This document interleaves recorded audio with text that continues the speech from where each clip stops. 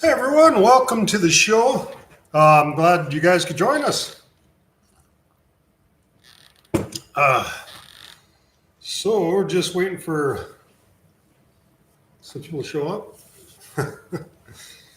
All right, so it's been a kind of a long day. I just got my powered parachute, so I ordered a powered parachute. I'm going to use that to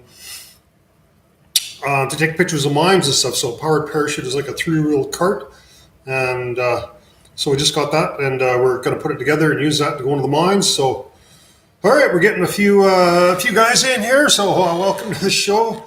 And so we're pretty excited. Next Thursday, our documentary "UNDERMINE" is going to be released. So it'll be on TV on the 15th, and then it's going to be actually on the YouTube channel on the 18th, Thursday, along with the rest of them. So see, there's a couple people there.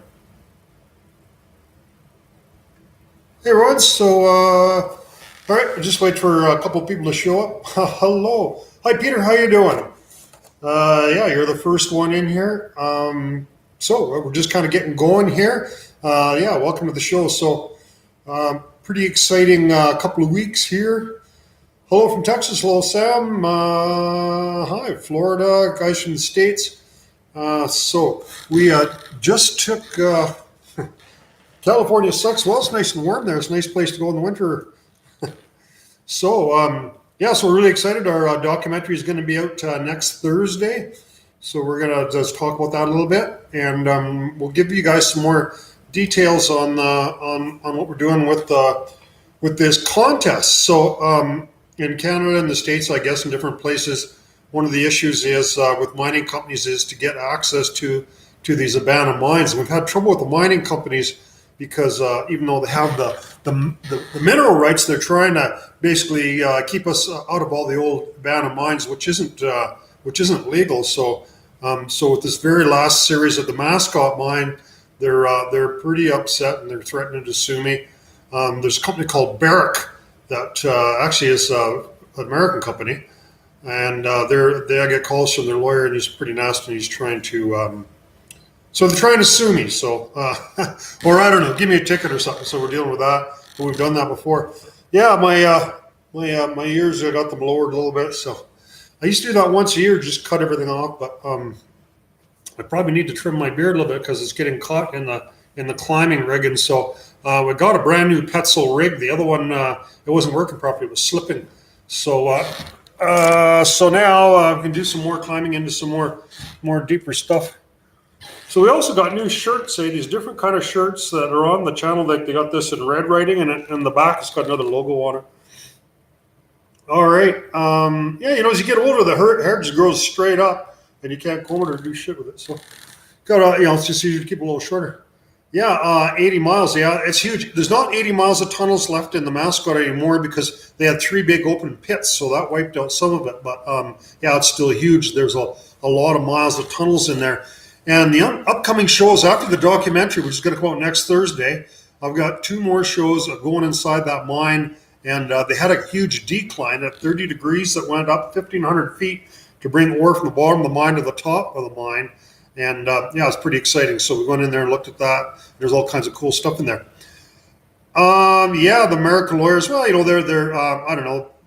You have conversation with them. They talk about a whole bunch of shit. And yeah, it doesn't, you can ignore most of it.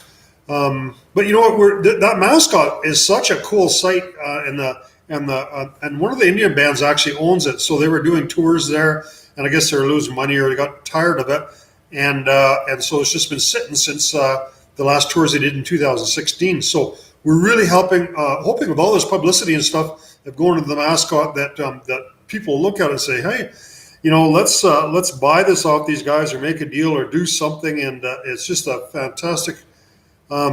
Historical site. Talk slow. Oh, I thought I was talking too fast. Yeah, go grab a beer. Come to the USA and explore. Yeah, I'm planning on doing that. I got some issues with immigration. I just have a waiver in the system now, so I'm just waiting for the word from Homeland Security whether they're going to approve that. They probably will. So we're hoping in the new year we can go down. probably I want to go where there's no snow. Arizona, northern part of California, New Mexico, maybe Utah, that area where there's a lot of mines. And we're planning on maybe spending a couple months down there. So if some of you guys are in that area or you know some of those mines, we'd love to meet some of you and hang out there. Probably bring my travel trailer and my side-by-side. And I just bought a brand new powered parachute. I'm just building it. So I may possibly take that down to, I guess I can't fly that there because I don't have a license so that I can fly that in America. So I had to bring my side-by-side. Hello from Florida. Hello. I wish I could go find a skull. So, I know some of you guys are a little disappointed that, you live too far away. But, the idea of kind of hiding them was more actually just so, a bunch of people would go out and explore some of these abandoned sites and stuff and kind of get it out there a little bit, So I'm just going to release a couple more details about those 5 skulls. So what I'm going to do is, I can tell you that they're all within about a 5-mile radius of Headley. So they're in all those. If you looked at the shows that we did at the Headley area, there's the French mine, the nickel plate, and the mascot. So 4 of those skulls are outside. There's only one that's actually hidden inside a mine. So, but what I'm going to do is when the documentary comes out next Thursday, in the description, I'm going to put the GPS location of each one of those ones that are hidden outside. And 3 of them you can just drive a side-by-side right up to. So they're fairly easy. I'm not going to put you guys at risk to go somewhere nasty. Well, except the one there, I guess kind of a little steep going down there. So if you're not comfortable with that, don't go there. Okay, so is there still supervised tours of Headley? There is not. So unfortunately, the last time they had tours there was in 2016. Interesting, they're shooting a movie there. So, the band is, I guess they're letting, there's about 100 people going to be there shooting a movie. I'm not sure the dates. The Okanagan Film Commissioner talked to me about it. They're going to do a movie in the French mine, and they're also going to be shooting in Headley, at the mascot mine. So, and I'll tell you there's a museum and everyone at Headley. There's real friendly people there, and they're just totally into history. You just go in there and they'll tell you about the mines and talk about mines and a really cool thing. So, good day, Frank. Hit me up when you come to Australia. Well, I think that's about the furthest place you could fly from here. So, be kind of expensive. I know some of you guys complain about my webcam and the sound, but there's nothing I can do about it.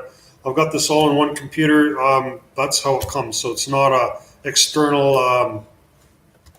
I don't look that good anyway, so I don't think you need the picture any clearer. All right. Well, this sound is perfect. Well, that's good because sometimes it's good and sometimes it isn't. So, I know the camera sometimes it's a little bit foggy. It's not real clear, but anyways, So this powered parachute is really cool. So you guys know that I had an airplane that I crashed that I bought last year. So it's got a 4-stroke engine in it. So I bought this powered parachute from the States. It's a 6-shooter powered parachute. It just came in a kit today. So we're going to put that engine in the powered parachute, and it's just going to be great for going into mines because you can fly really low and slow over the mines. And then we can set up a camera. One of the crash drones I have, we can set that up on there. So that'll be kind of fun. So, So if any of you guys have any questions about any of that stuff we hid in the mines, I can answer any questions. Any other questions that you have? Again, so the documentary is coming out on Thursday at the regular time, 6:00 in the morning. So we're kind of really excited about that. And so we're hoping this documentary, because we spent $60,000 producing it in a whole year, and it's already on TV, or it's going to be on TV. So we're kind of hoping you guys would share it to your buddies and stuff. Like to get as many people to see it as we can, because we want to get it out to some producers and stuff, and then hopefully, then maybe we can get on Discovery or something like that, and maybe put the show on some bigger platforms where you can have a better quality show. Have professional cameramen editing and that kind of stuff. The stuff I do is all kind of amateurish. I do the best that I can, but I'd like to make it better. Frank, what's the deepest you've been in a mine? There's a mine called the Remac that goes 3,000 feet down. I was down 1,500 feet, and the last 1,500 feet were flooded. So 1,500 feet is as far as I went down into a mine. Takes a lot of ropes. It was down an incline shaft, so it's not straight up and down, but quite steep, about a 60-degree shaft. I thought you guys were already interviewed by Discovery. Was excited to see local on there. Yeah, I was. There's different producers that talked to me several times about it, and they've pitched it to Discovery, but that's the way it goes. It takes a long time, and there's nothing scheduled so far. Like I say, we talked a lot about it, and they're looking at our stuff. So, like I say, when the documentary comes out, it's good. It's a more professional thing, and I think when the executives and stuff can see it, and it's possible we could even do something like maybe get it on Netflix, sell the whole series, all the stuff we have on YouTube, get them to re-edit it, package it, or something like that, or maybe produce more stuff. I don't know. There's a lot of things we could do. So, I'm kind of willing to or interested in working with other groups and professionals to bring out a better product. I know of two gold mines that were started back in 1800s, so we could check out in Colorado. There seems to be lots of stuff in Colorado. Well, the trouble with the Colorado, though, is too high up in elevation, so in the wintertime you got lots of snow, and it's really hard to get around in the snow. Cootie guy, let me know if you need a drone guy. I have about 6. I have had 4, but they're all Phantom 4s, so I'm pretty good at flying them, but I've crashed a few of them. But yeah, that's the Phantom 4 is really good because it gives you the really high quality picture. You have the 4K, the camera, and lots of other kind of stuff. So I keep buying the same ones. They're getting kind of expensive. Evening, Frank. Cheers. Looking forward to the documentary next week. Yeah, I'm really excited about it too. Thanks. Hate to say it, but I wouldn't like it if you were reading a Discovery Channel script. I like your dialogue. Well, I don't know. You have a certain amount of. I don't think. I don't think it's going to make much of a difference. So they're either going to like what I'm doing and work with me, or I'm not going to start a lot of bullshit. Making stuff up and all that, and start a bunch of drama. It's just not my style. So they'll only be able to push me so far if that happens. The Mavic Air and 3 or 4 Phantom 3s. Actually, if you need some Phantom 3 parts, I know a guy that found one in the river, and he gave it to me, so you can have it if you want. I don't know what's left of it. It's what's the average elevations in BC? I really don't know. We're at 1,700 feet here. Sometimes in the mountains it's up. The highest we explore is 7,000 or 8,000 feet. I don't know. Probably the average would probably be 2,000 to 3,000 feet. I would imagine. So the plateau, it's hard to say. I don't know. Well, Kyo Z1, he just give me $20. So thanks. I appreciate that. It's nice to have a few bucks to pay some of the bills. Hi, Frank. YouTube really helps, eh? So you guys, if you share the stuff and watch it, that really kind of helps. You get a little bit of money from all that. It adds up. Hi, Frank. Which do you think is the most dangerous mine you've been in? The Highlander in Ainsworth is really dangerous because it has so much loose stuff and a lot of it's fallen. So somebody donated $20, not $2. Come to Montana. There's so many kind of cool places. How much would it cost for a tour of a mine per day? See, a bunch of people asked me that, and so I told them, I'd work for $200 a day. So no one's ever taken me up on it. So, I go to Mexico and it costs me that much to go for a tour or something. So I don't think I should work cheaper than the Mexicans. The thing is, a lot of people want to come with me, but if they don't have any experience, I wouldn't want to take them to a mine I haven't been in before.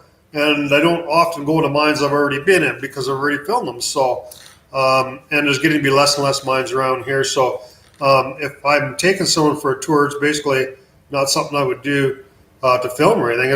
I would do it as a job. So, love the videos, Frank. Great work. Keep up the great work. I'm in the UK. Lots of fans from the UK. Appreciate the support. A lot of coal mines there. And I told you guys this lots of times, never go to a coal mine They're really dangerous. They got, toxic, dangerous gases, explosive, methane, black damp, unstable ground, just terrible mines to go into. If they're operating mines and they're regularly inspected and all the safety stuff is in there, is fine. But as an abandoned mine, they really suck. All right. Hello, explorers and treasure hunters. New York City. Hi, Indiana Tones. The Cootie Guy. What about the mines up the hill and the tailings pile outside of Salmo towards Salmo Crescent? Or did they close those ones back up? I don't know. I've never been on the Salmo Crescent in summertime, so I don't know which mine that is. That might be the. I don't know.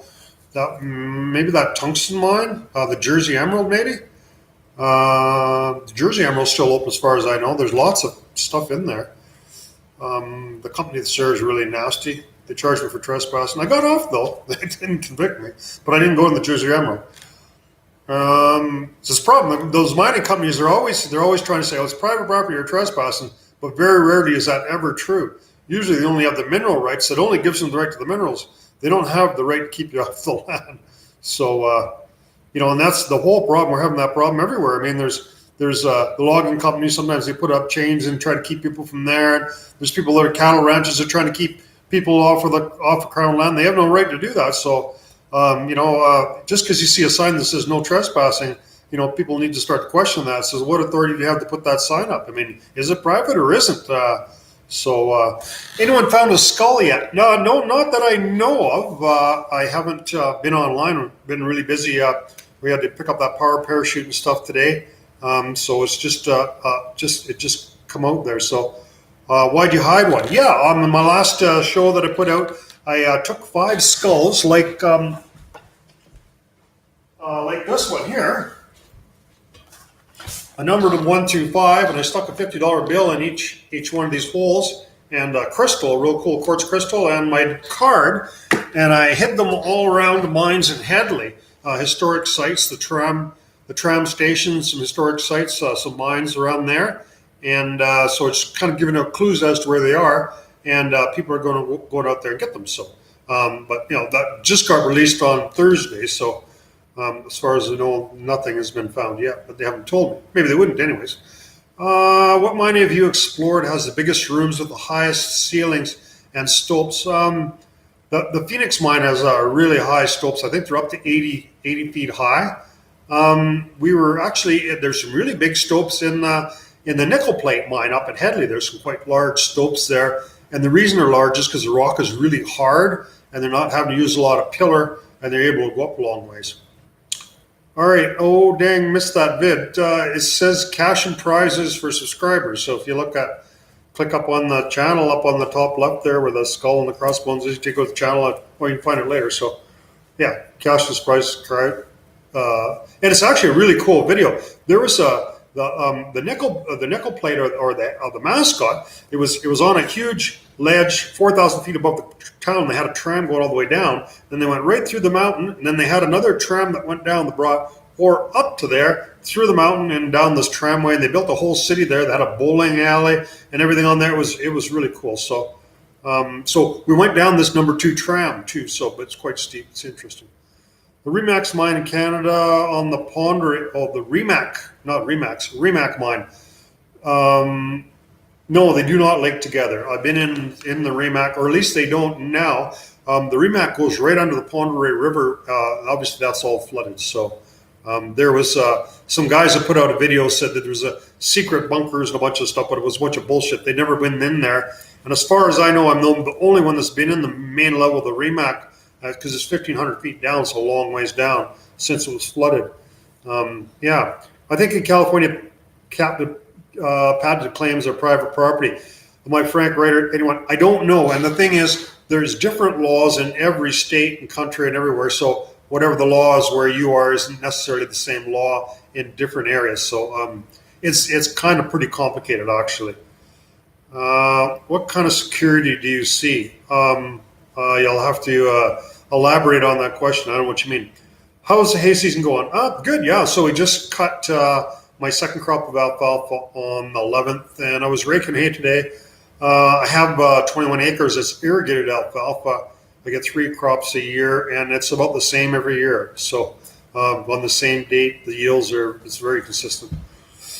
Because we don't have to, because it's irrigated, we don't have to worry about rain and stuff like that. Do you know any mines in the Vernon Armstrong area? Interesting, you should ask. I grew up in Armstrong. I don't know of any mines in that area, so but I wasn't interested in mines back then. Actually, when I was a kid, there was a soapstone mine close to that was kids went in there and got some soapstone out of for my mom. She used to do carving, so I remember that. Yeah, I don't remember where though. Up and around in behind the dump somewhere in that area.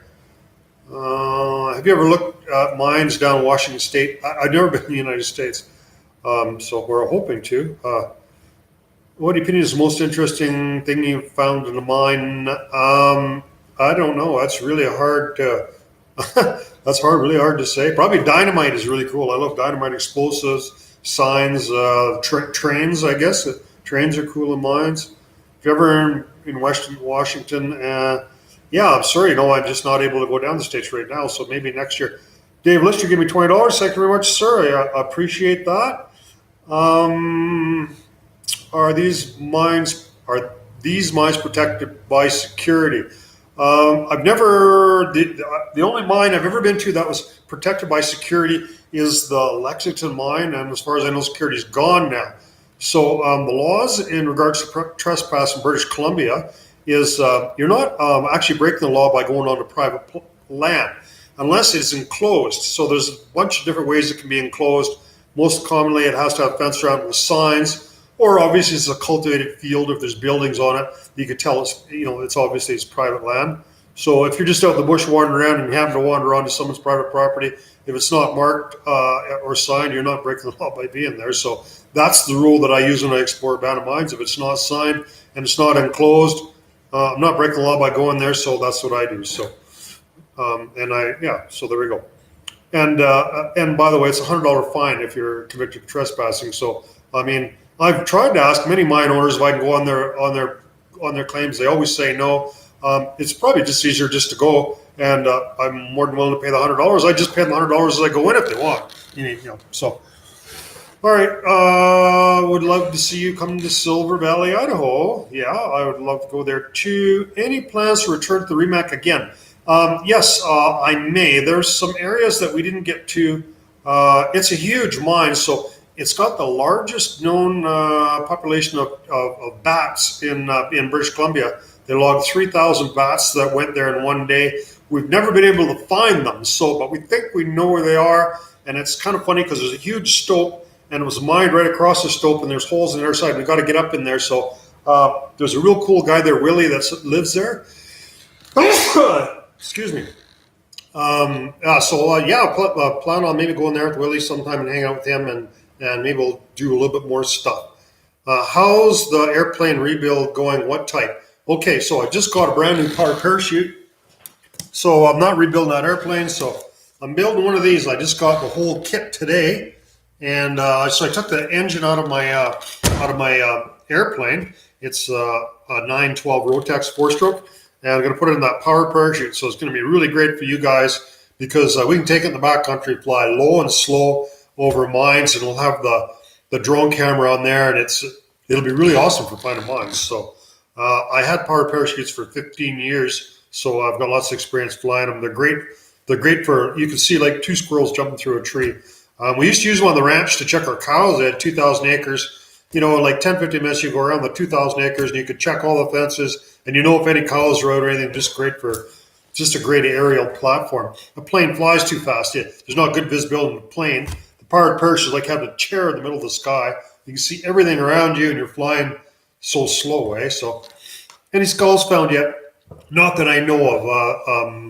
They haven't. Nobody's told me that they found any yet. So, I don't know if they will, but yeah, they should, I guess. Sure.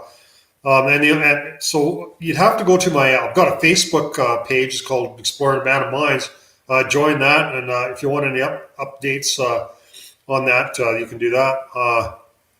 Just go to that website, Exploring Abandoned Mines, and it's kind of a cool place. People from all over the world post pictures of them going to mines, and it's a place to share stuff, and it's a better place to ask questions and stuff than here.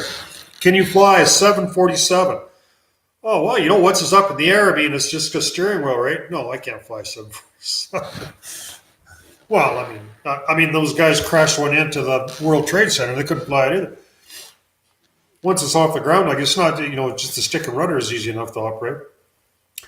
Have you found any good deposits of leverite while in the mines? Oh, I find lots of it. I usually take it home though. You see something in the mine, you look at it, you say, "Oh wow, that's just awesome." And you take it out in the light and you think, "Oh, what the hell did I bring that home for?" And chuck it. Where can I buy your gear as well as others, ropes, lights, picks, etc.? I get most of my stuff off of Amazon. We're going to have a cool show coming up soon. So we're getting a lot of free stuff. The one thing I really recommend is, and never got nothing off them yet, is the company called Fenix that I get my lights off of. They're rechargeable lights. I've never had a problem with them in 3 years. Really dependable lights. They're sending me a brand new light that they just come out with for nothing because I do their stuff. And then there's also some Chinese guys that sent me a bunch of fishing magnets. They're great big, huge, powerful magnets. So we thought we'd go into some old mine sites and try to pick up some artifacts. So we'll probably do a bunch of that stuff. And also tomorrow we're going to go to, there's the guy by the name of Dan Hurd. He has a YouTube channel. I don't know, it's about panning gold and stuff. We're going to do there's a thing going on in Greenwood tomorrow. So I'm going to go meet him and he's maybe going to smelt some gold samples that I got down. He's got a smelter and a jaw crusher and shit. So I'll be interested to talk to. We're going to do a little collaboration and you'll see something on there about that too coming out at some point. Dude, you should come check out Nevada. Yeah, that's kind of maybe the top place that I would like to see. That Nevada, New Mexico, that area. There's all kinds of cool stuff. Have you been to the Dundee and Yankee Girl? I have. That's in Salmo. We were there. That's one of the first places we went to about 3 years ago. We got videos the Dundee. Yeah, in those ones in Salmo. The Dundee, there's actually a lot of names called both Dundee and Yankee Girl. So if you're talking about Salmo or in Weimar, so I was just in Weimar, and we were in parts of the Dundee, but not in all parts. So we are at the very top, and we're still looking for some other adits. So I've got some really cool stuff. Got a real cool old ore cart from the Dundee. What's your opinion of lab-grown diamonds? Same fraction or product of the fraction of the cost? I don't have an opinion on. What long drop did you solo? Was it too dangerous to walk yourself to the ledge? Or what, have you cut the rope? I don't understand that question. Are you talking about in Mexico? That wasn't me that went down. I want to turn green malachite, send back into copper into primitive metallurgical class. Do you know how to find mines that mine copper? Yeah, lots of mines around here mine copper. Phoenix was a big copper producer. It was about 2% copper. Consider exploring coal mines. Absolutely not. No, never. I would never go to a coal mine unless it was operating, and I went in with on a part of an organized tour. They're far too dangerous to explore for amateur explorers. There's all kinds of really toxic, dangerous gas in there. There's black damp, methane, low oxygen, poisonous, flammable gases. There's cave-ins. Yeah, Frank, Dan Hurd is cool. Going down's mine. So Dan Hurd is a guy I'm going to be meeting tomorrow. In Greenwood. So we're going to do some stuff together. Hopefully, we'll try smelting some gold or something. Can you turn green malachite red by heating it in the oven? I doubt it. I don't know. The oven wouldn't be hot enough to melt copper. We have a lot of old gold mines in Maryland, USA. Well, an old gold mine is just a hole in the ground where there was gold, right? Dan Hurd is great, but Matt, he does something different than I do. He's more of maybe a placer guy that's just kind of after chasing gold. I'm more interested in history and sharing history and trying to document the mines and stuff. He doesn't go underground much, if at all. Do you have another hobby? No, this pretty much takes up all my time.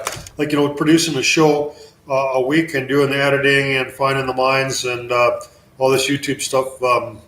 Yeah. If someone found a mine in BC you haven't seen, would you go back to the Okanagan area? Well, I live in Grand Forks, so I'm only 2 hours from there. There isn't many mines around there, mostly just small little mines. The Kootenays is the area that has, actually British Columbia, according to the MIN file, has got 1,888 mines, so it's quite a few. I hope you get approved to enter the U.S., Frank. Hate those darn DUIs. So maybe you guys didn't know this, but if you have a DUI, you can't come into Canada unless you get a waiver. So Canada and the United States are the two most difficult countries to visit in the world. If you have, even just got caught with some pot or something when you were a kid or anything like that. So, yeah, it's difficult, but it just, basically it just takes a long time and some money. So, Dan has a gold mine. So, yeah, looking forward to talking to him tomorrow. When are you coming back to the West Kootenays? Yeah, we're kind of in there all the time. I was, yeah, we're in there. So, any places? Didn't Grand Forks just flood? No, they had a flood 2 years ago.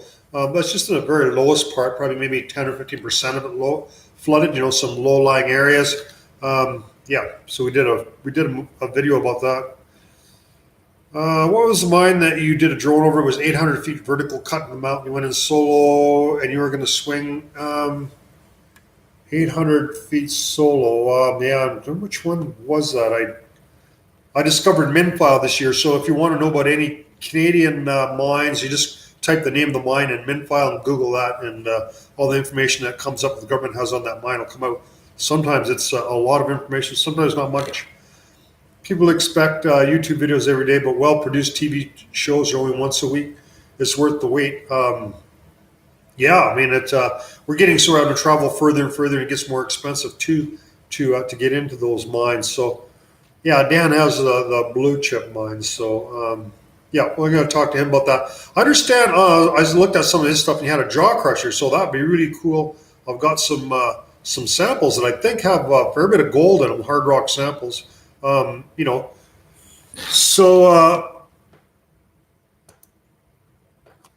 Yeah, we'll have a pretty cool conversation with him. I'm going to take a bunch of artifacts from my museum, and I'm going to take them there and set up a table so we can talk there. And we're looking forward to meeting some fans of both our shows there tomorrow in Greenwood at Founders Day. It's just a real good family sort of a thing or something. And Greenwood is a real small little town that had a smelter, so that was kind of exciting. It's been shut down since around the turn of the century. All right, so are there any laws stopping me from taking artifacts? Nope, not that I'm aware of. I know they've had people complaining about it and stuff, but the artifacts. Well, I don't know. It can be different in different jurisdictions. You may live in a state or something. Well, there may be a law against it, but there's none in British Columbia that I'm aware of. There's a bunch of laws. I'm not really a lawyer, but if someone's driving down the road and drinking a beer, well, whatever, maybe a pop, we'll say, and they throw the can out the window, as soon as it leaves their hand, they've abandoned that property. If someone comes along 2 days later and picks that can up, they can't very well say, "Oh, you're stealing it. That was my can." They've abandoned it. So same with mines. The mines are abandoned, and the property was abandoned and left there. And typically, a lot of stuff at my museum is over 100 years old. So the companies that went bankrupt, the people are dead, whatever, it doesn't belong to anyone anymore. And just because somebody has their mineral rights to that mine, they don't automatically have even the rights to the equipment. In BC, the law is if you acquire a mine and there's some equipment in there, it actually belongs to the Crown. So you can apply to have that equipment. The last person has a year to get it out after they abandon the mine or abandon the claim. If they don't, it reverts back to the Crown. The new owner has, if they have the right to apply for that. So if they've done that, they actually own it. So I don't know. It's a complicated question, but there's never been an issue with me taking anything out of a mine. There has been an issue about access and that kind of thing. How did you get into the Mascot mine? I thought it was private. I live in Princeton, and we would love to explore. All right, well, we flew the drone up there. We found a road going in there. We just walked into there. So there weren't any signs, but I've been informed since then that apparently is private property. There was a sign that I saw at the top of the stairs that said, "Welcome to the Mascot mine," something about the band and stuff. So I didn't see any no trespassing sign or indication that it was private. I have had conversations with the band office, and they say that it is. Whether that's true or not, there may be signs up there now. I don't know. I haven't seen any. So I really can't. That's all I know. That's all I can tell you. Are you a former gold miner? I am not. I've never been a miner. What's wrong? What's worse, land rights or mineral rights? Yeah, I don't know. Any places you've been in North Carolina? I have not been there.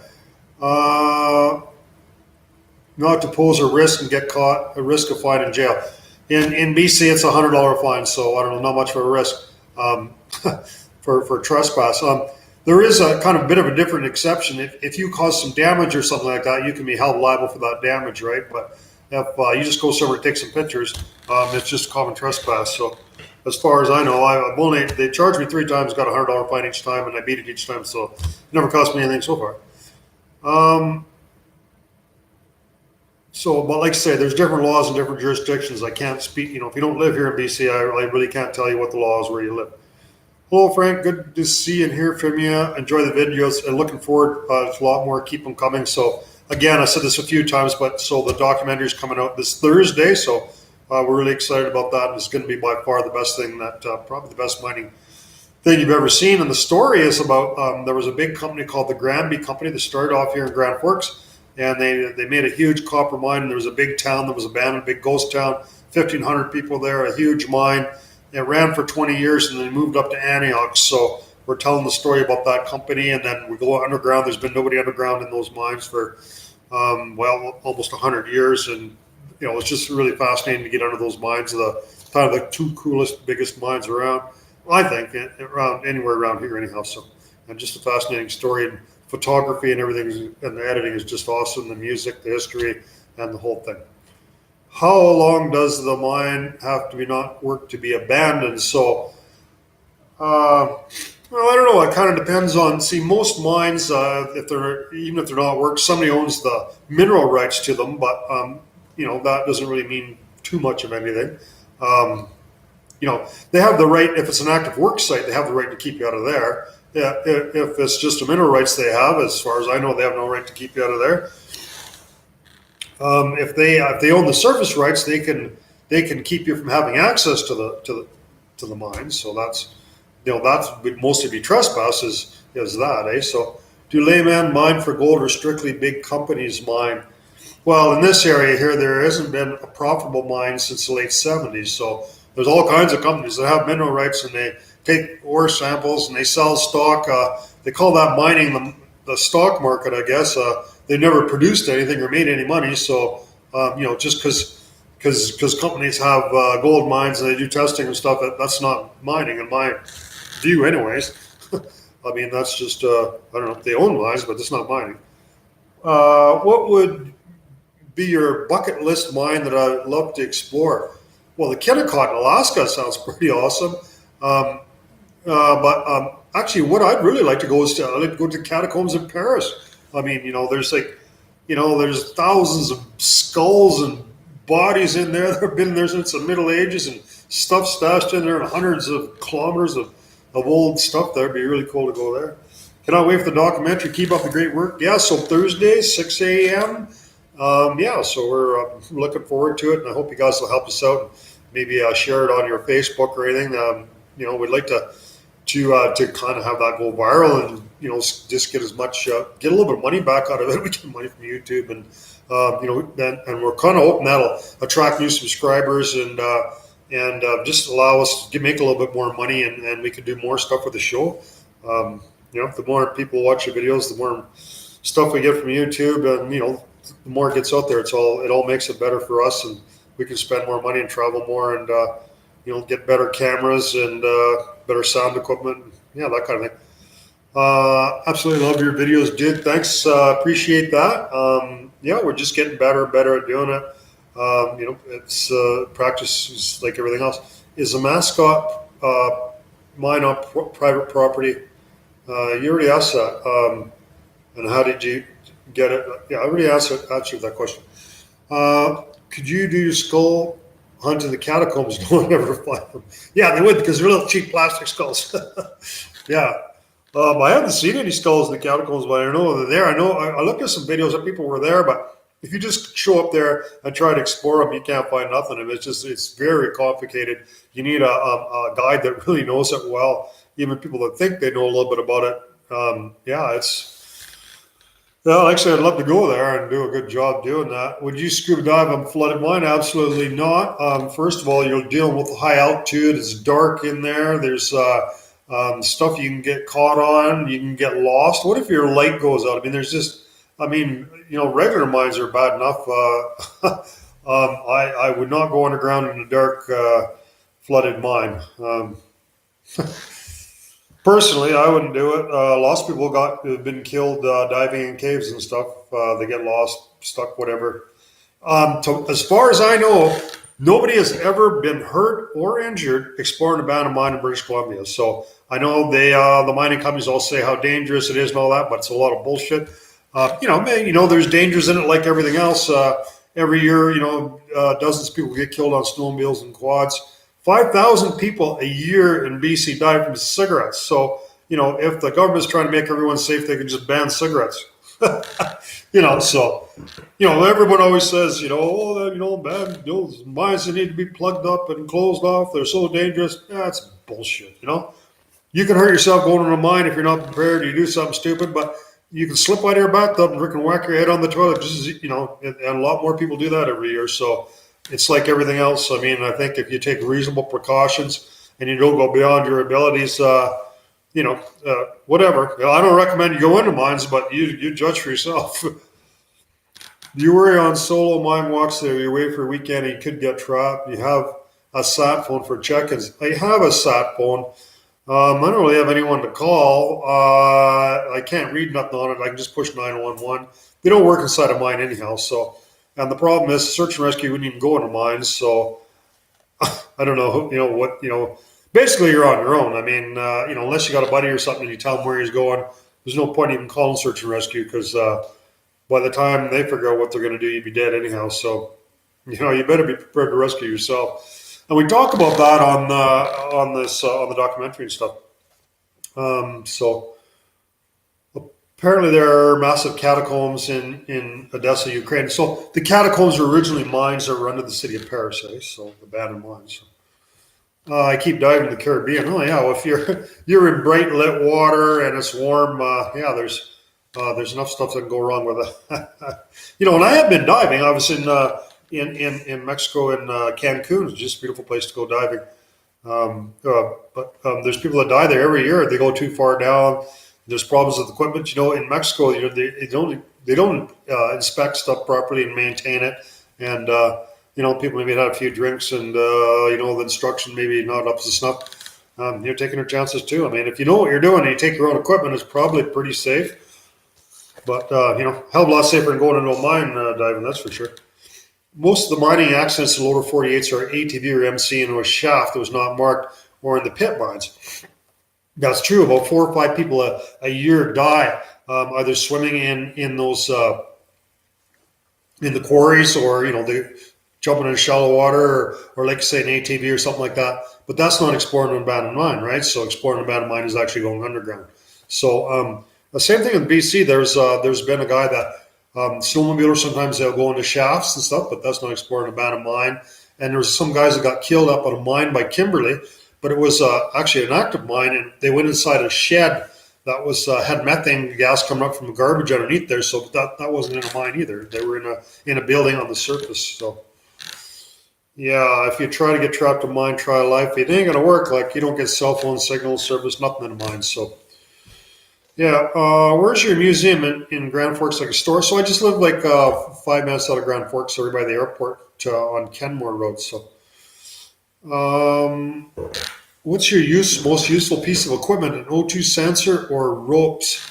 Well, the lights are the most useful piece of equipment. You never go like, I know people got into trouble like last year where there was a bunch of dummies there that went into a mine to steal some copper wire, and they didn't have enough lights, so they got stuck in a coal mine for 4 or 5 days with no lights. So the most important thing would be lights, and I usually carry about 4 or 5 sources of light, so you definitely don't want to be in a mine in the dark. I was in the Mascot mine not that long ago, and I went down this one thing, and the oxygen sensor went off, and I haven't had very many mines where the oxygen's low, so then I turned around, been a couple times, What flashlight do you recommend? So the one that I use is a Fenix light. They're about $100. Never ever had a problem with it. They're rechargeable on USB. And the cool thing about those is they derate. So there's 5 settings on them. So if you got it on 4, 3 or 4, and it starts getting down, I don't know, about 20% power, it goes down the next lowest setting, so you know it's going down. It just doesn't go out on you all the sudden. And if you have it on the very low setting on the Firefly, it's a very low setting, and it lasts for a long time. But always carry lots of extra ones. I don't need extra batteries because those batteries last forever. Or am I going to meet Bill Barley? Bill Barley passed away a few years ago, and he lives from this same town in Grand Forks, and he's the one that he was the Minister of Tourism and rebuilt the mascot. So kind of interesting. Can my son and me come see the museum? Absolutely. Just give me a call and phone me or whatever. If you look on any of my YouTube stuff, I've got the contact stuff on the end or any of my YouTubes at the very end, my contact details, email, my phone number may be in there too. I don't know. And anyone can come by and have a look at it. It's I don't charge admission; it's just by donation. We don't get a lot of visitors. Probably maybe once a month or so, somebody comes by. Usually from out of town. Sometimes a little more. Very impressed when you go into mines that are falling apart and not much. I'm the guy that told you my ex had Bill Barley hat made for my birthday. Love the man. Okay. Some of these,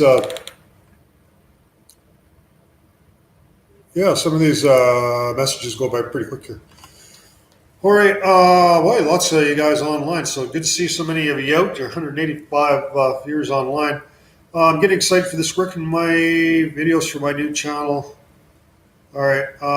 I'm scared going into mines. There could be wild animals that may be denned in there.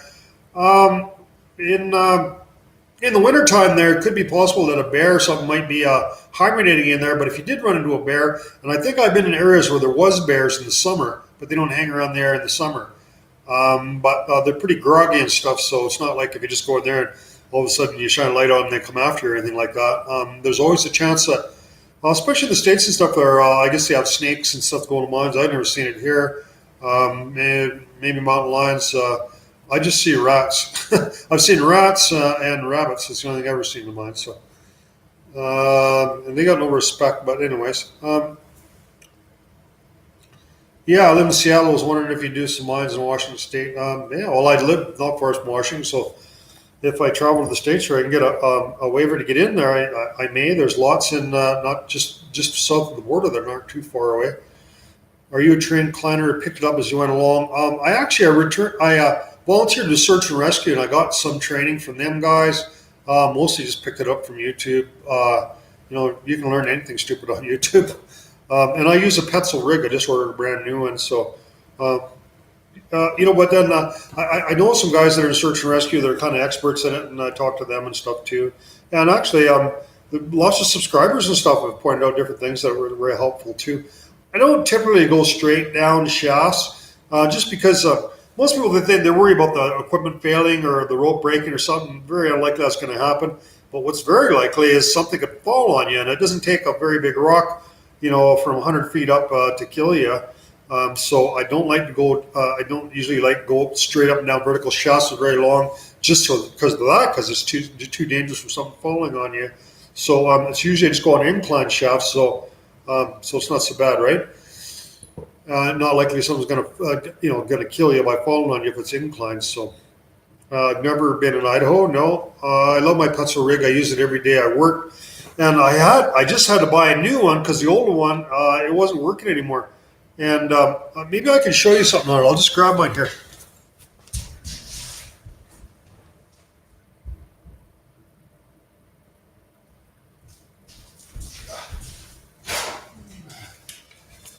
All right, sorry about that, but I'll show you what the issue was with my old Petzl rig, and it's kind of important. So the Petzl rig works like this, and so when you're going in, this is free. This is the free fall, right? And this is the brake, right? So what happens is you're going down and you're letting it go like that. When you want to stop, you go like that, and the brake comes on.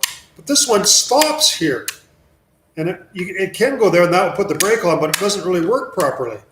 So at this point, it's just free falling, so it's not an auto braking.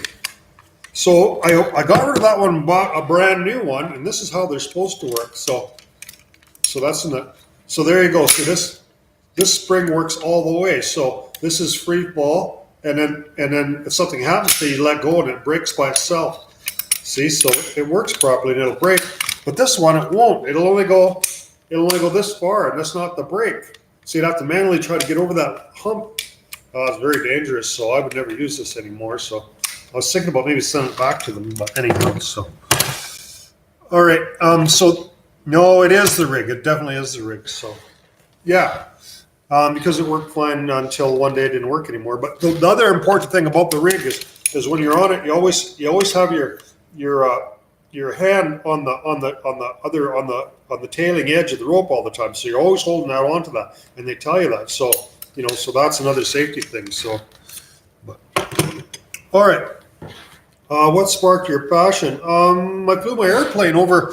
It actually talks about that in the documentary a little bit. I was flying my airplane over Phoenix, which is a huge mine that's got all these holes, and I was looking down there. Holy crap! Look at that! And years ago, I'd been into a mine many years ago, and that's how I started going back in there. Eh? So, all right.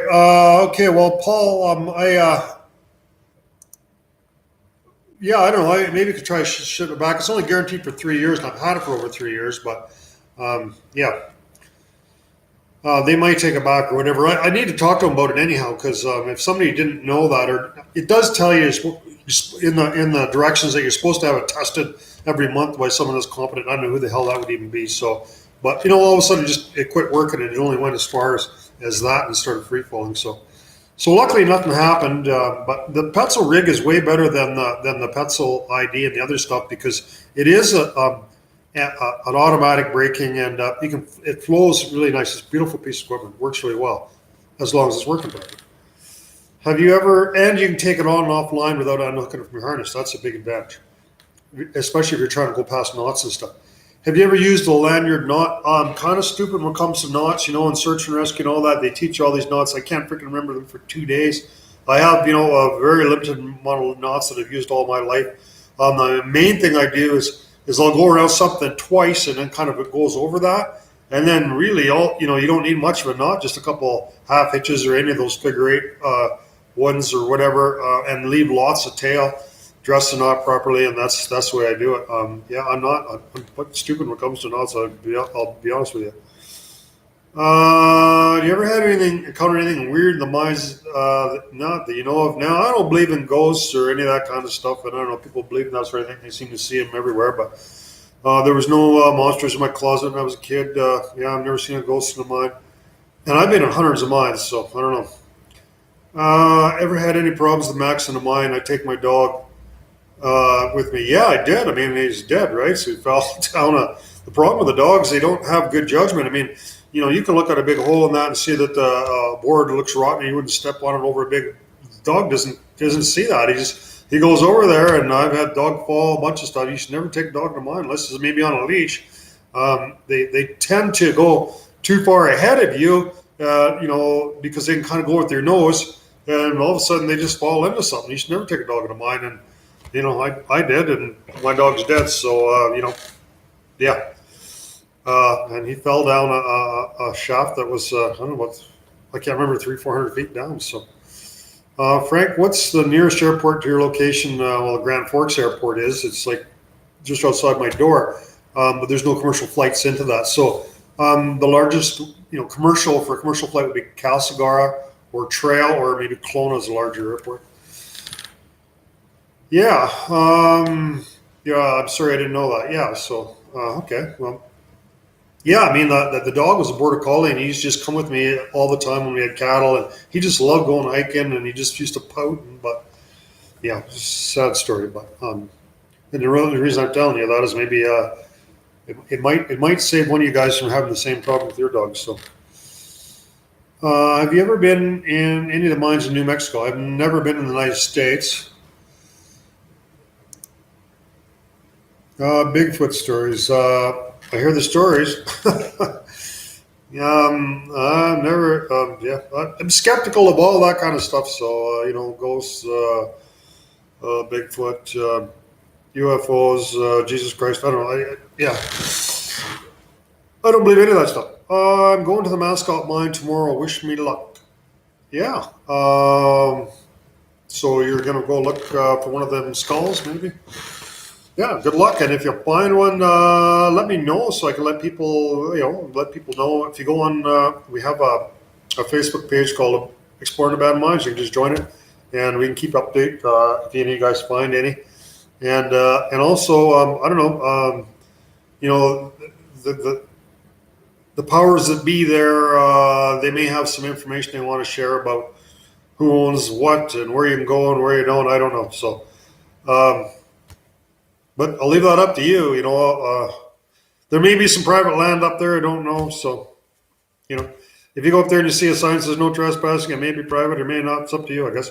Any plans on returning to Antioch? Amazing place. No, I haven't. It's very difficult to get to. It's pretty expensive to go. And we've seen pretty much everything you need to go. But if a TV crew or something says, "Hey, let's go shoot something," I'd jump on a plane tomorrow and go there. So unless someone's paying me to go to Antioch, it's um, probably not likely that I'd be going to Antioch again because like there's so many other cool mines to go to up at Stewart and stuff. Big Balls User Mine, 100 feet vertical. There's that to the left. Could you walk sideways? No, I tried. I couldn't. I just couldn't get over far enough. I needed to put something in there. So that would be a cool place to get to. I could maybe go back with somebody else. I wanted to go where the ladder was no good. Yeah, it's another place. And the other thing is, there's a ladder in that Big Balls mine, the Union mine, that goes straight up, and we don't know where it goes. And it's good for most of the ways, but there's some rotten rungs. And what I got to do is get a rope guy, or I got some more gear that I need to kind of tie up to the pipes and stuff as you go up in case you fall, and that so you wouldn't go all the way to the bottom. I've never done that before, so that's just a little bit more technical. So, yeah. All right, so I appreciate all the comments and a few things get held here. At least there's no trolls out here, and thank you guys for being respectful and having an intelligent conversation. Sometimes just gets retarded. Is there stories in BC up there like the desert of the Lost Dutchman? Well, yeah, there's always these stories about these treasures of gold and this dirt stuff that it doesn't seem very likely. There's so many people looking in. I saw a ghost girl in one of your videos. Nice. Well, that's just kind of funny because we were staying up at the Ainsworth hot springs, and I would just try to do a little. There's the cave inside the hot springs, so just try to do a little bit of quick little sequence, but it was all foggy and stuff. And there's just a girl there in the fog that just come out there, and I just grabbed the 4-second clip of that, and I just inserted that in the video just to kind of screw with you guys a little bit. But she wasn't a ghost; she was real. Nice looking girl too. Do you ever plan on exploring the States? Yeah, I got some issues with immigration there, so I need to get a waiver. So hopefully we'll get that in January, and we're planning on spending the last part of the winter in the States. If they tell me that, there shouldn't be a problem. So it's got all the paperwork done. So Duncan, sub, good channel. Thank you, Duncan. Appreciate that. So if you guys are sub to the channel also, so there's a little icon there's got a little bell on it. So it's a notification thing, right? So if you pick that, then you'll get an email every time you put a new video out. If you don't, you don't get the notifications. All right. So, Brian, thanks for the answers. Appreciate your channel. Take your vids, sir. Thank you. What brand is the name of your air monitor sensor? It's a BW. Yeah, so I just got it online. It was a couple $100. Hard to get in Canada. I was able to. Man, one of my subscribers on the Band and Exploring Band Minds Facebook thing give me a link to it right away. I couldn't find it in Canada. They just sent it to me. So it's good. They last and it's just an oxygen monitor, which is fine in some areas, but depending on where you are, you may need more than that. But that's all we need here. There's no problems with sulfur or methane or H2S here. So, and you just turn it on and it works for 2 years and then you throw it away. You can't turn it off or do anything else with it. So, always reminded by notifications. You need to bring the twins back to get more views. Actually, I thought I would. They're kind of cool girls and stuff. And I thought, oh, you got these two real, hot-looking chicks there, and they come to mine, and they're kind of cute and all that. But nobody really cared about that. Anyone use carbide lamps anymore? We did a video. I got carbide lamps, and I got some carbide, and did a little demo. Very little light in there. You really couldn't even film on it. It's just like a candle. There's hardly any light. They're very low in light. It's amazing that people actually work by carbide lamps. The lamp we got are just way better. Jones Fact, look me up when you hit the States. Where to find equipment for a newbie? I buy just all my stuff on Amazon. Well, there's a place called Mountain Equipment Co-op that has stuff too, so in BC. You just bring a canary in a cage. Well, that's to test for methane, right? For low oxygen levels. Because you'll see oxygen is usually at 21%, I believe. So if it goes down like 0.5%, my alarm goes off.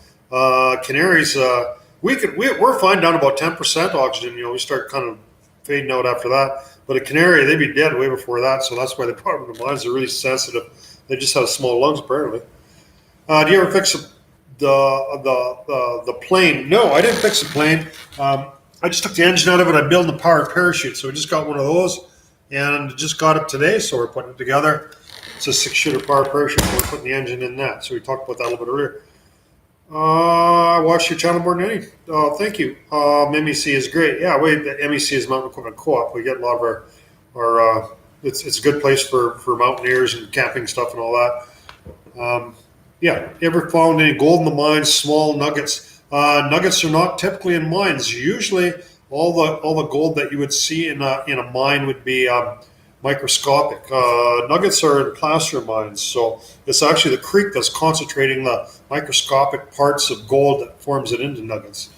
So the only time you would see nuggets in a mine is, say, if it was a mine that was on top of a gravel deposit or a bar or something like that. It was basically formed from a creek or sandstone or something like that.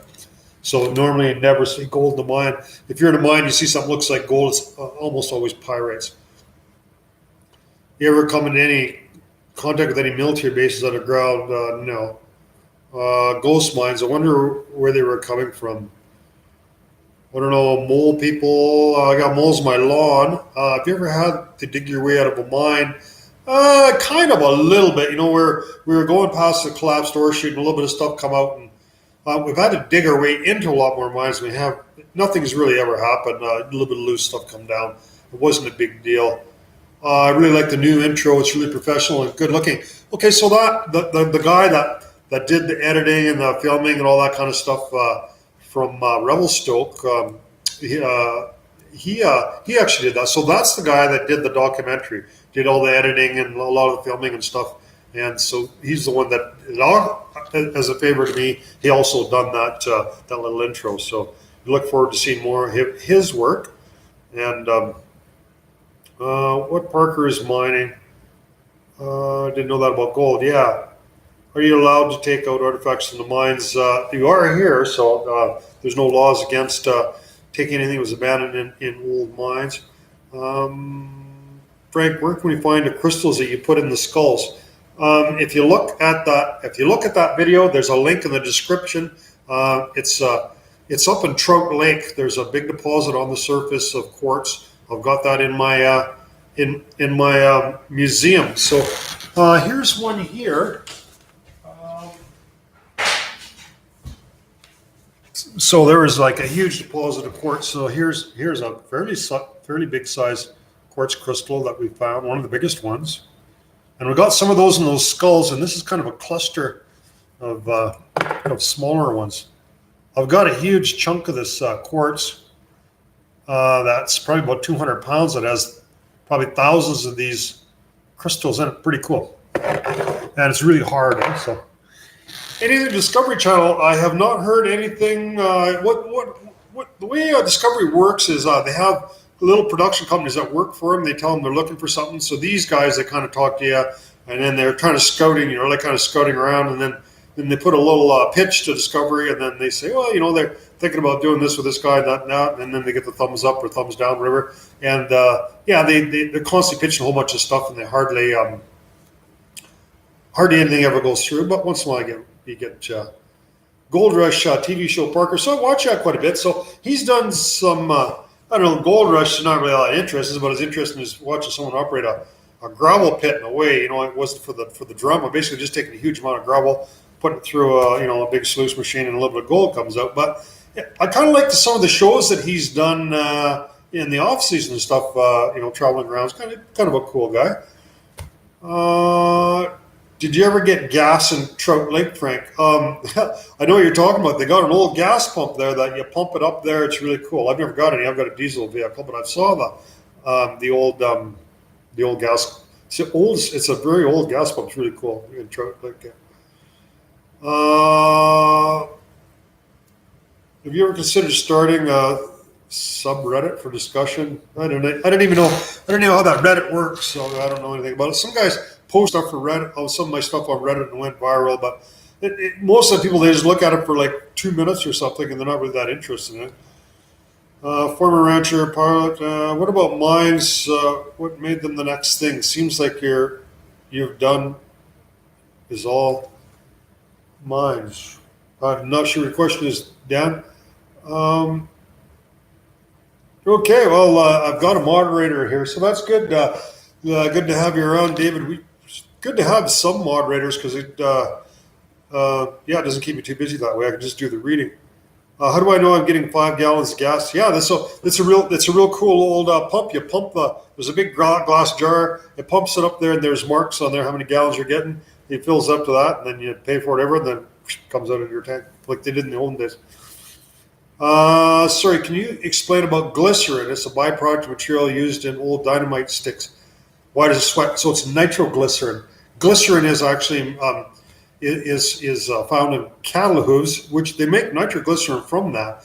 So what happened is Alfred Nobel, before all they had black powder, and then they invented nitroglycerin, which is a really high explosive, just a clear fluid, way back in 1860, a Swedish chemistry. So anyways, this stuff is really volatile. If you had it on the back of a horse and it shook too much and started kicking, it could blow it up. So Alfred Nobel, what he did is he took nitroglycerin, mixed it up with sawdust, mixed the process up, put it in these paper tubes, and then he invented the blasting cap that set that mixture off, and that's how dynamite was invented. So it's very stable when it's mixed, diluted with sawdust. The trouble is, if it sits for too long, it can start to sweat, kind of like a beer on a warm day, and it starts to bead on the outside of the stick of dynamite, and then you're pretty much back to pure nitroglycerin. It's unstable again. So there's been cases where a rat or something has climbed over top of it and has set it off. So when it's old dynamite, if you store it in freezers, keep it frozen is the best way to keep it from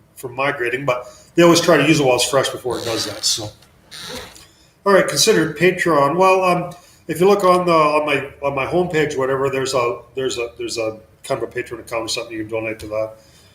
Kind of similar to that. Hardly anyone ever puts any money in there, but they do sometimes. What kind of underwear do you wear to support those huge balls? I have a magnet, see there. Like my belt buckle is magnetic.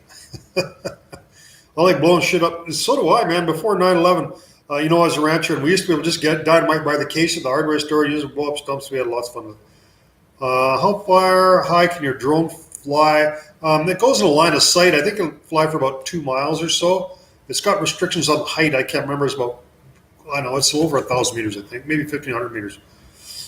I was just asking, after all the rap you've done in your life, what made the mines the thing you've become passionate about? Well, just because I'm retired and stuff, and it's just a lot of fun.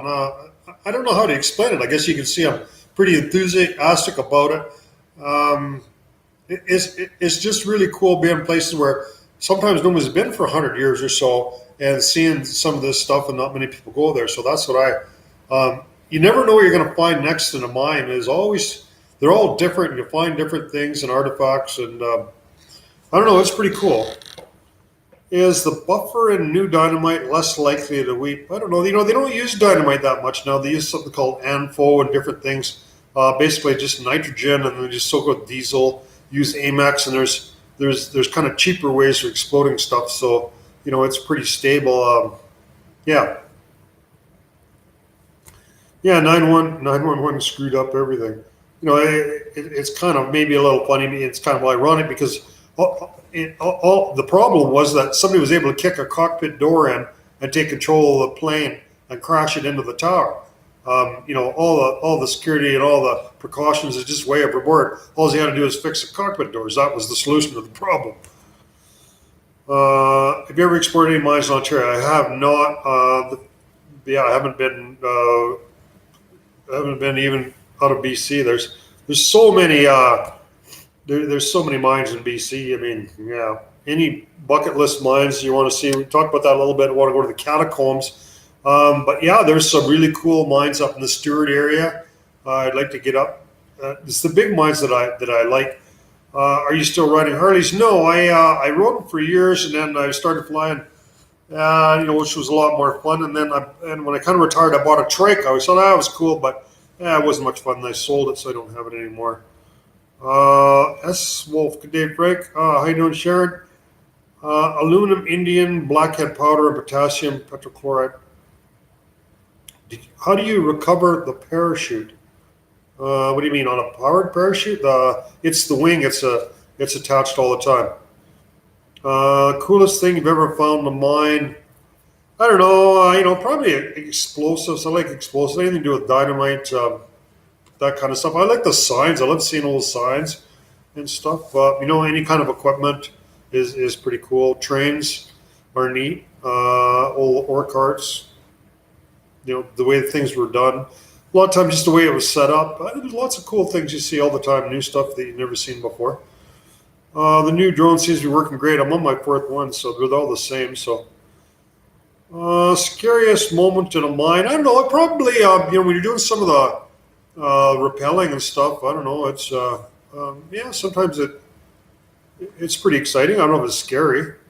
Frank, no beer. Actually, yeah, I kind of had to take a little break from it. I've got a class 1 license, and I had to go do my physical, and the doctor said, well, your blood pressure is a little high, so, and that's because probably I drink too much beer, so I figured out I should give it a rest for a while. Other than that, I'm in good health. Have you ever heard of the Undead Ted style of stuffed animals? No, I don't have any stuffed animals. Have you ever been injured in a mine? Yeah, I just get scratches and cuts and stuff like that. I wouldn't even call that injured. I mean, I'm a farm boy, right?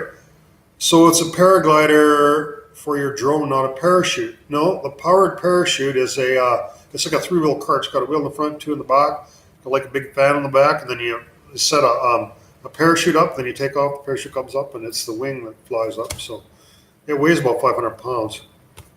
Rappelling gets boring every day when you do it every day. I don't know. Yeah, I guess. Favorite beer, extra old stock. It's only available in Canada.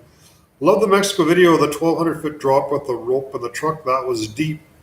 It was only 550 feet down. Lots of comments about that. I mean, the thing is with the gear that we have, you can't go that far down because you put too much weight on the tail end of the Petzl rig, and it won't work that far down. So, so we had to come up with other ways of doing it. So it's unique. That's not usually the way we do that. Frank, where do you buy your rope? I get a fair bit from Mountain Equipment Co-op. You can get it online. Actually, I got a bunch from Search and Rescue, some stuff that was decommissioned that I bought off of them. So I've got actually quite a few ropes. And, they, I don't know, people are kind of anal about the ropes. They worry about stepping on them and all that. But, that's really a lot of bull because I know Search and Rescue, they did a bunch of testing on ropes, and they drove over the trucks and they hired dump trucks to dump truckloads of rocks on them, and then they tested them, all this stuff. And none of that really had any effect on it. So for you stepping on a rope is not going to hurt it. Eventually over time, the dirt and the fibers is going to cause more wear, but, I don't know, whatever, right? Mines are filthy. They're always full of mud and crap and dirt. Probably going to cause, more wear on your equipment and stuff. They're not going to last forever. They're tough ropes. The outside sheath is only about 15% of the strength. The inside's like about 8 big, thick parachute cords. Any of them could hold your weight. So, a little nick in the rope or a little scuff ain't going to hurt anything at all. So you got your beard, caught in the equipment, and shaved your head. Yeah, that doesn't make much sense, eh? Yeah, I might have to trim it up a little. I don't know. We'll see. We don't really have any big epic climbing stuff, but I got a new pencil rig, so we'll be doing more climbing. So yeah, I should probably trim it down a bit more. Um, yeah, So there's a difference between dynamic and static ropes. So when we're going on mines, basically we're just loaded with one person's body weight going down all the time. So it's only like 250 pounds is nothing. But if guys are doing like a free climbs, they could be like 15 feet above the rope, and if they fall, then they would actually fall 30 feet before they hit the end of that rope. Which is putting a tremendous force on it, eh? And then with the dynamic rope, it's like a rubber band, so bits. So I don't know. I don't think that'd be much fun, but yeah. Okay, where can I get a T-shirt? Well, if you look on any of my videos, you just click on the top corner. There's a little explanation there, and you can go to that company sells them. Or if you look in the comments section of any of my videos, you can get them from either Teespring or the other company there, Bonfire. All right, where are you headed next? I don't know. How old am I? I'm 56. I would probably be going. Might be going some mines in the Kootenays. We record this stuff quite a bit ahead of time. So the documentary is coming out next Thursday, and then there's more stuff from there's two more shows of the Mascot, like way deep inside under these miles of tunnels. Some really cool stuff going up the incline slope in the Mascot and Nickel Plate. Frank, a class one license. That's a professional license in Canada. Yeah, so I've got a class one and six. So for motorcycle, class one you can drive everything except a motorcycle, and class six you can have a motorcycle. So I've got the best license you can get, and so we have to go in and talk to the croker every couple of years and do a medical on you to keep that license. When is the first flight in the parachute? Well, I got to put it all together. I've flown for 15 years, so I don't know. I haven't got. I'm not sure how long it's going to take. I don't have no idea. I just got in my shop. There's a whole bunch of boxes and pile of bolts and stuff. Quite a lot of electrical stuff to do. Any weird crystal geological formation you've seen in mines? Those mud dams you kicked your way through in one video, strange as hell. Where the hell does that come from? I don't know. I think there's probably, you'd think it was sulfides, but it doesn't seem to smell like sulfur. Probably maybe a lot of iron in the formation. It's something to do with the minerals in the formation. I don't know. It's a natural formation. It's interesting. We've seen similar stuff to that in Mexico and some places, but nothing exactly like that. And that color is not uncommon, but just a combination of factors. It's a high rainfall area, and there's been nobody in there for a very long time, I guess. Do you need exploring of mines in California? I've never been to the States. So the rule of the right, is that superstition or another explanation? It's quite simple. It's the mine is like that. So you got a bunch of branches. So you go up to the end, and then you come back out, and then you just keep going to the right each time, and then eventually you'll be able to go to each one. It's like a tree with a branch. So then you wouldn't have to remember which one you went to and which you didn't. It's just a way of organizing your exploration into a logical pattern, if that makes any sense. And so we bring that up in the documentary too. Talk about that a bit. What's your day job, or what did you used to be? I've been self-employed all my life. I was a cattle rancher for 30 years. I had sawmills, drove truck work in the oil patch, run equipment, that kind of thing. Blue collar. Yeah. So now I'm retired. So yeah. Live stream the build of the paraglider. It's not a paraglider. Paraglider is actually, it just goes on your back as a backpack powered parachute, right? So this one actually has two people can sit in it. So this is a pretty deluxe one. They're using an 80 horsepower motor on it. It's on a Paragon. So do you know of any mines in North Carolina? No, I don't know anything about any mines down there. California, the state of cancer that causes California.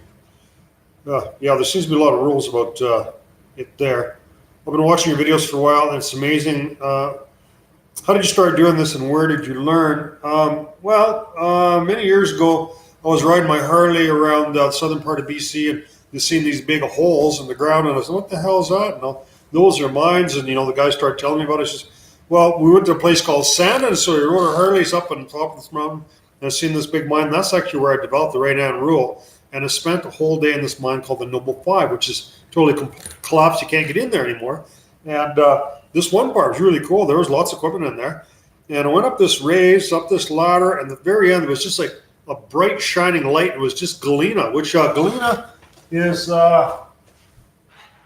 here's a sample of galena. It looks just like that stuff in that day. It's really shiny stuff. I don't know how well you can see it on this camera. So galena is a combination of lead, silver, and zinc. So I saw that, and I broke off a big chunk of it, and I took it home and thought, oh, isn't that cool? And I never went to another mine after that. So 25 years later, I was flying an airplane when I kind of retired and moved back down south where the mines are. And I flew it over Phoenix, and I seen just like Swiss cheese up there, huge holes everywhere in Phoenix. And I thought, what the hell? I said, oh, I remember that mine that I went to. I got to go check that out. And I went in there, and I spent a whole month in there, just miles and miles of tunnels. There was a train in there, frozen parts and equipment in there, and I couldn't quit. I just kept going. So it was pretty cool. All right, tell us about the documentary again. I missed info about it. So it's just it's coming out on next Thursday at 6:00. Same as regular show comes out every Thursday. So there is a version that's on TV. But it's, the freaking lawyers looked at it and says, oh, you got to take that out. You can't mention that and this and that. So you're getting the director's cut. So it's a far better. And then plus I get paid. The more you guys watch, I get a little bit of money from each thing. And what the hell, I really appreciate if you guys kind of shared that with your buddies and stuff. Put it on Facebook. We're trying to get as many people to see it because we're trying to get producers and directors and people in Hollywood and people in the business to see it. We spent $60,000 on it. It's very well done. So, hope that other people in the business want to work with me and we can bring you guys some more quality stuff. And at the very least, it's going to make me some money. And I don't mind spending the money back into exploring more mines and traveling more and showing you guys some better stuff. Any floods in Grand Forks? There was not. It was there was much water this year. Looks like Britannia Mine is an interesting mine. And I did write those guys and see if, I always do that. I always write, I don't know why I do it. I waste my freaking time. But, there's all kinds of really cool mines that mining companies own and they're, closing them all up or whatever. So, well, let me just go in there and document this mine before you wreck the whole thing. And then there's a record of it for future generations. No, we can't have it in there. It's too dangerous. You know what I'd really like to see them do is a company come along, do a real good 3D thing of these mines. Like some of these big mines, go into the equipment, shoot the whole thing and with these new cameras they got on drones or whatever, and they could do a virtual reality. So future generations could put on VR glasses, technology would be there, and you guys could put that on and you could explore that mine from inside, from the safety of your house or whatever, and you could walk around there, look at the artifacts, go down the winzes, and that'd be just the coolest thing. And that would document these mines, and there'd be no issues with safety or bad area or anything like that. Anyone could see how these mines are constructed. That'd be my dream that they would do that. So I would hope that, they'd be able to do that someday. That'd be so cool. So if you haven't yet, okay, smash the like button. Okay, Britannia is mostly flooded, plugged off, lots of adits. And earth penetrating radar, that's some of the technology that we're talking about. There's a drone apparently that's autonomous that can go into mines, and it's got a whole bunch of cameras. A really expensive drone that can do that whole 3D thing and fly itself. So that the technology's there to film that. Would be really cool, eh? And then it's there for you ever imagine remember the days of the Wild West when they had those saloons and the sidewalks. Wouldn't it be cool if you could just walk down one of them things and go into the bar and see the people doing stuff and kind of experience that. It's all gone. But the mines, a lot of them are still there, just the same way they were back in the 1800s. It's really cool. All right, safety. Yeah, we're hearing a lot of talk about that. We've been on here for quite a long time. So one of the reasons that I put this on is I was going to share a little bit more information about. I know, I'm sorry, a lot of you guys can't find these skulls that I put out. So we put all those skulls with money and stuff in it around the mascot mines. You don't all live around there, and I appreciate that. So we're going to give you more information on that when the documentary comes out. In the description of the documentary, we're going to put the GPS location of each where I hid each one of those skulls with the money in it, so you can find those if you're interested in finding them.